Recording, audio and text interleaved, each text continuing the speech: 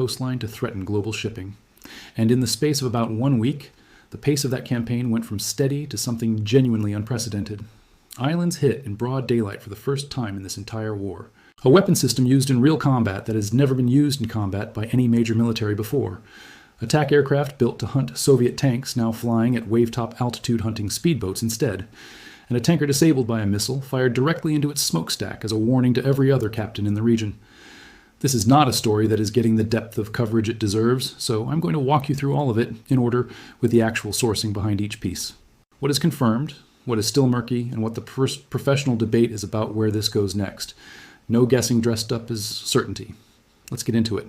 Before any of this makes sense, you need to understand the geography, because the geography is the whole reason this conflict exists in the first place.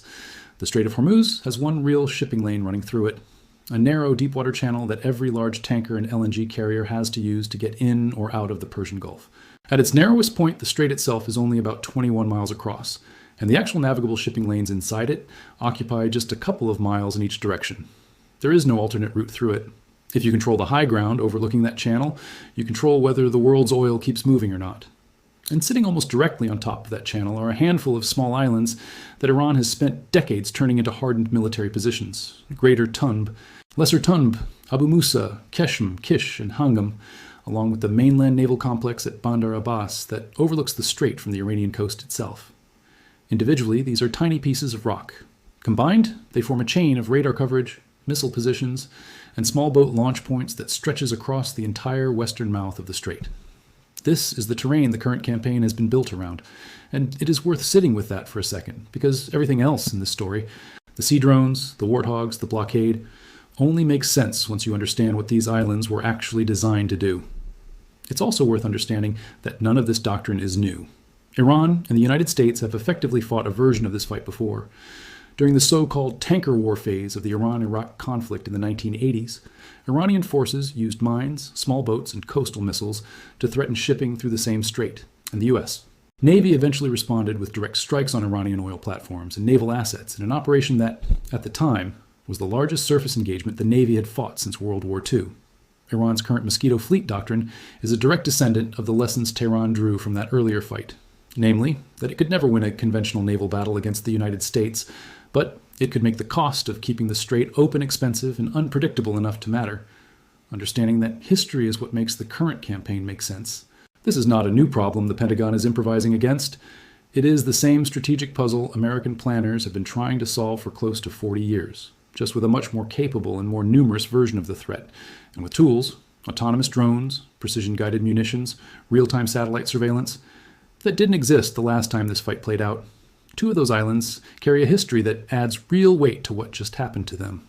On November 30th, 1971, 2 days before the United Arab Emirates was formally established as a country, Iranian forces under the Shah moved onto Greater Tunb, Lesser Tunb, and Abu Musa and took them by force. It was not a negotiated handover. Small local garrisons were overwhelmed, lives were lost in the process, and 2 days later, the newly formed UAE registered its first diplomatic protest over islands it had just lost before it had even finished being founded. That dispute has never gone away. It has been raised at Gulf Cooperation Council summits and Arab League meetings for more than 50 years, and Iran has never budged. Instead, while the argument stayed diplomatic, Iran kept building. Over the decades, those islands were quietly turned into missile platforms and radar sites, and Iranian commanders eventually started describing them, more or less in these words, as unsinkable fortresses sitting at the mouth of the strait. That is the backdrop the current strike campaign is landing on. Islands Iran has held by force for over 50 years, built into a defensive shield, and is now watching get dismantled piece by piece. Now let's talk about why this campaign has needed such an unusual mix of weapons. Drones on the water, aircraft that shouldn't exist in this fight, missiles into smokestacks. Because the answer comes down to one thing: Iran's so-called mosquito fleet. This is not a nickname I'm making up. It shows up in Congressional Research Service reporting on Iranian naval doctrine, and it describes a force of thousands of small, fast boats, many capable of 40 to 60 knots, armed with machine guns, rockets, and in some cases anti-ship missiles or mine-laying gear. On paper, none of these boats can go toe-to-toe with a U.S. destroyer. That is not the point of them. The doctrine behind them, refined since the tanker war of the 1980s, is built around swarming, 20 or more boats converging on a single tanker from multiple directions at once, faster than any single ship's defenses can fully track and respond to. Iran does not need to sink a tanker to win this fight. It just needs every insurance underwriter and every shipping company on Earth to believe that sinking is a real possibility. When that fear takes hold, insurance premiums spike, shipping companies quietly stop sending vessels through, and the strait effectively closes without Iran firing a shot that anyone can point to as decisive. That is the actual target the United States has been trying to dismantle this entire campaign, not just missiles and radar, but the credibility of the threat itself. The scale of this fleet is genuinely hard to picture. Older U.S. intelligence assessments put the IRGC's small boat inventory at somewhere north of 1,000 vessels, and more recent estimates describing the current force put it well above 1,500 fast attack craft in total. This isn't a static inventory sitting in storage either. The IRGC has kept commissioning newer, faster generations of these boats for years. IRGC commanders have publicly bragged that boat speeds have climbed from the 50s and 60s of knots up into the 90s, with newer designs advertised at speeds above 100 knots. That's over 180 kilometers an hour, skimming across open water. Some of the newest catamaran-hulled designs are being marketed by Iran as among the fastest combat vessels in the world. And Iranian sources claim some of these newer boats can even carry longer-range anti-ship cruise missiles, not just machine guns and rockets. Independent analysts are understandably skeptical of some of Iran's own performance claims for these platforms, but even taking a conservative read of the numbers, this is not a fleet the U.S. Navy can simply ignore. This is exactly the kind of scenario American war games have specifically modeled for decades. A 2002 Pentagon exercise famously saw a simulated fast boat swarm overwhelm a mock American carrier group's defenses, well before the fleet could sink all the incoming boats. And it's exactly why the Navy has spent years installing higher caliber close-in weapons on its Gulf-deployed ships in anticipation of precisely this kind of attack. So with that context in place, let's go through exactly what the U.S. military has actually done, because the headline coverage barely scratches the surface of how coordinated this has been. Centered around mid-July, CENTCOM statements describe a string of consecutive strike nights against Iranian targets, stretching from Bushehr and Bandar Abbas out to the island chain, hitting coastal defense systems, missile and drone sites, and maritime infrastructure in the same rotation, night after night. Iranian state media itself reported explosions on Qeshm, and Abu Musa during this stretch, which tells you the campaign was not limited to a single symbolic target. It was working across the entire island network simultaneously. During that same window, Iran struck back at 2 UAE-flagged supertankers transiting the strait, killing 1 crew member, which is a reminder that this is not a one-sided campaign of American strikes against a passive target. Both sides have been actively trading fire over control of this waterway for weeks, and the tempo on both sides has been climbing, not settling. Then came a strike day that multiple outlets flagged as a turning point in tempo. CENTCOM confirmed it had completed a second wave of strikes in a single day, following an earlier 90-minute assault, specifically on Greater Tunb Island, the same island researchers have described as central to Iran's arch defense of the strait. The second wave targeted Iranian command centers, air defense sites, missile and drone capabilities, and coastal surveillance facilities, with CENTCOM specifically naming Bandar Abbas among the locations hit with precision munitions. Pay close attention to that combination of targets because it is not random. Command centers, then surveillance facilities, then missile sites, all struck together. You cannot vector 20 speedboats onto a moving tanker if you cannot see the tanker. When you cannot see the tanker, if the radar and surveillance nodes watching the strait have just been taken offline. This was a deliberate attempt to blind the Mosquito fleet's targeting chain, not just blow up hardware for the sake of it. The blockade piece of this story matters just as much as the strikes, and it's the part that shows this isn't only an air campaign.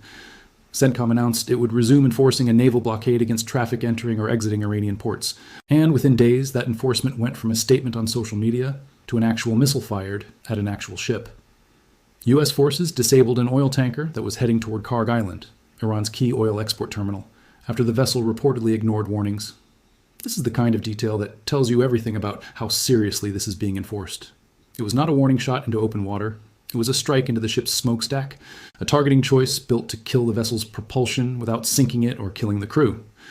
The message to every other tanker captain thinking about running Iranian cargo through the blockade is not subtle.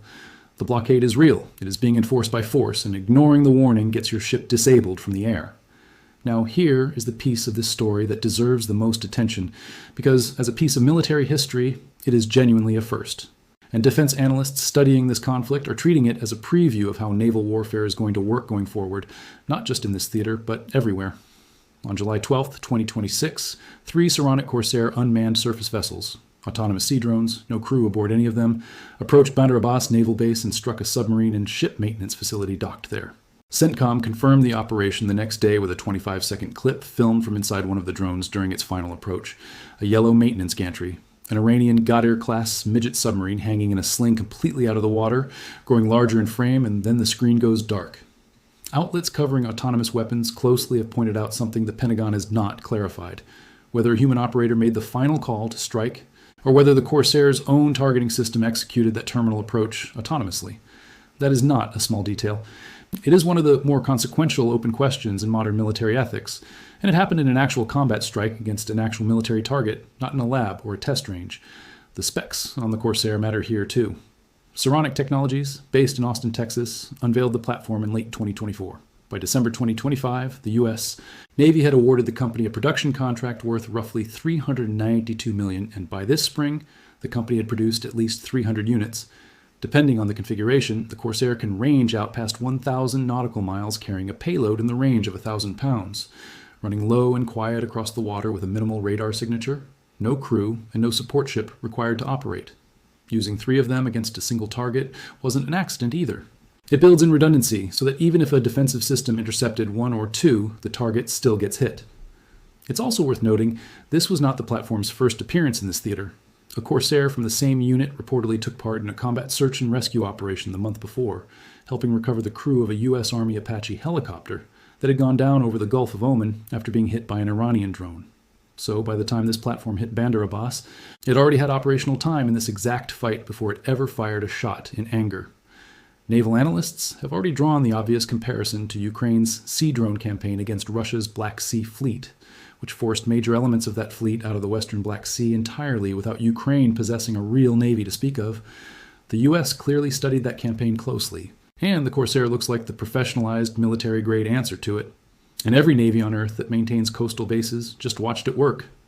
China, Russia, and North Korea all maintain naval infrastructure in exactly the kind of confined, defended harbors the Corsair just demonstrated it can reach without putting a single American sailor at risk. That is the part of this story that outlasts the Iran conflict itself. The doctrine just got proven in real combat, not in a Pentagon press release. And unlike a manned strike aircraft or a warship, a lost Corsair costs money, not lives, which changes the entire risk calculus for a commander deciding whether a target inside a heavily defended harbor is worth going after in the first place. The airpiece of this campaign is just as unusual, and if you know anything about how these aircraft were designed, it should stop you in your tracks. Reporting citing Pentagon sources describes A-10 Thunderbolt II Warthogs being deployed specifically to engage Iranian fast attack boats in the Strait of Hormuz, alongside AH-64 Apache gunships being used to intercept drones and monitor maritime activity across the Gulf. Sit with that for a second. The A-10 is a Cold War-era aircraft built around one purpose: killing Soviet armor at low altitude and surviving to do it again, built around a 30mm rotary cannon that fires nearly 4,000 rounds a minute. It is, functionally, a gun with wings attached. Putting that aircraft over open water hunting speedboats is not its original mission, but the logic behind it is sound. At wavetop altitude, a pilot can visually tell the difference between a fishing boat and an armed fast attack craft, in a way a high-altitude strike aircraft simply cannot, which matters enormously for avoiding civilian casualties. And the airframe's legendary durability, the titanium armored cockpit, the redundant systems, the ability to keep flying on one engine with serious battle damage, means it can loiter in a threat environment far longer than a more fragile platform would risk. The Apaches fill the gap next to it, using Hellfire missiles with several miles of range and dedicated sensor packages to hunt small, fast-moving boats and remote-controlled explosive drone boats before they can close on a target. Together, this is a low-altitude, persistent coverage layer the Mosquito fleet has never had to operate against before in this conflict. Here is the honest, professional caveat that has to sit alongside all of this, because pretending otherwise would be dishonest. You cannot fully solve the Mosquito fleet problem from the air. Iran's fast boats hide among the same maze of coves, islets, and coral geography along its southern coast that protected small boat operations during the tanker war of the 1980s. You cannot preemptively strike a hiding spot you don't know is occupied until the boats actually launch. And once a swarm converges on a target from multiple directions at high speed, the window to stop them before they reach the vessel is genuinely tight. U.S. intelligence assessments cited in recent reporting suggest Iran still retains roughly half of its pre-war fast boat force, even after weeks of strikes. That's the blunt reality. The campaign is degrading the threat, not erasing it. This is exactly why the combination of tactics matters so much. Strip away the island radar and command nodes so the fleet can't see its targets. Hit the maintenance and submarine infrastructure at Bandar Abbas so the deeper water threat can't be serviced back to operational status. Put low-altitude aircraft directly over the boats themselves, and enforce the blockade hard enough that commercial operators stop taking the risk in the first place. No single layer solves this alone. Together, they're designed to shrink Iran's options from every direction at once.